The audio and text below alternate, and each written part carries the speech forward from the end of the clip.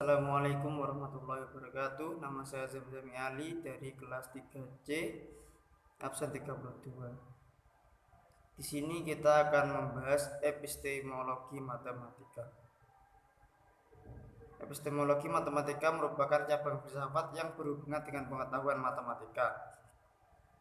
Hal-hal yang ditelaah dalam cabang filsafat ini adalah segi dasar pengetahuan matematika, seperti sumber, hakikat, batas-batas, dan kebenar pengetahuan beserta ciri-ciri matematika yang meliputi abstraksi, ruang, waktu, besaran, simbolik, bentuk, dan pola.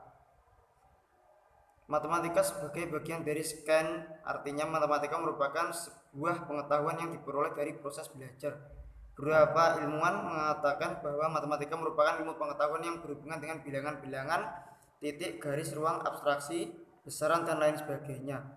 Beberapa ahli filsafat mengatakan bahwa matematika terbagi menjadi beberapa ilmu pengetahuan secara garis besar. Ibnu Khaldun mengatakan bahwa matematika terbagi menjadi 4 macam, yaitu geometri, aritmatika, musika, dan astronomi. Sedangkan pendapat Immanuel Kant yang membagi matematika menjadi 3 disiplin pengetahuan, yaitu logika, aritmatika, dan geometri. Indikator suatu pemikiran yaitu menemukan pengetahuan yang benar atau usaha untuk menghasilkan pengetahuan yang benar. Epistemologi membagi kebenaran menjadi 3, yaitu kebenaran epistemolog, kebenaran ontologis, dan kebenaran sematis. Adapun teori yang menjelaskan kebenaran ada 3, yaitu teori korespondensi, teori koherensi, dan pragmatisme. B. Ontologi matematika. Ontologi matematika merupakan cabang filsafat yang berhubungan dengan yang ada, sesuatu yang ada termasuk di dalamnya, hal-hal metafisik di dalam pengetahuan matematika. Banyak hal yang dipersoalkan di dalam ontologi matematika, diantaranya adalah cakupan dari pernyataan matematika yang berkaitan dengan dunia nyata atau fakta, ataupun hanya dalam pikiran manusia.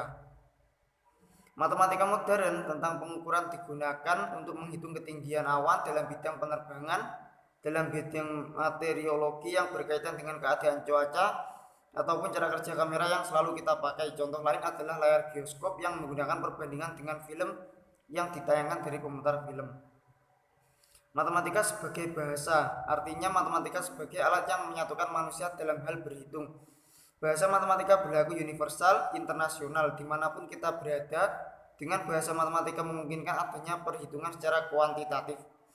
Bahasa matematika lebih singkat daripada 1 ditambah 1 sama dengan 2. Bahasa biasa, lambang, dan simbol digunakan untuk mempersingkat kata-kata yang berlebihan. Pada bahasa matematika telah disepakati simbol-simbol tertentu. Penggunaan simbol ini karena matematika digunakan oleh para pemikir dunia dari manapun para ahli berasal. Mereka akan mengerti simbol-simbol dari matematika walaupun lambang atau simbol yang digunakan berbeda. C. Metodologi matematika. Metodologi matematika adalah penelaahan terhadap metode yang khusus digunakan dalam matematika, yang dikenal sebagai metode aksiomatik atau metode hipotetik deduktif. Metodologi matematika adalah kumpulan cara-cara, rumus-rumus, dan kaidah-kaidah yang digunakan dalam matematika. Dapat juga diartikan sebagai cara penyusunan berbagai alur dan asas yang diterapkan pada matematika sebagai suatu metode. Terdapat 3 metode dalam metodologi matematika, yaitu metode deduksi, induksi, dan metode dialektika. Metode deduksi adalah suatu metode berpikir yang menarik kesimpulan dari prinsip-prinsip umum yang kemudian diterapkan pada sesuatu yang bersifat khusus.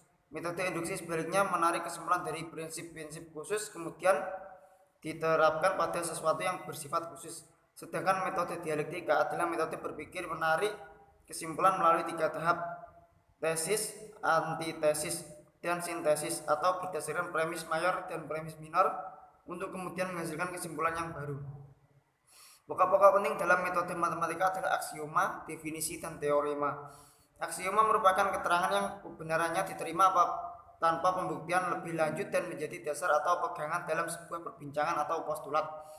Definisi adalah sebuah proporsi yang mengantarkan pada hakikat dan kualitas sesuatu, dapat berupa artian yang diberi batasan, sifat, pengertian, atau hubungan yang bersumber dari pemikiran manusia.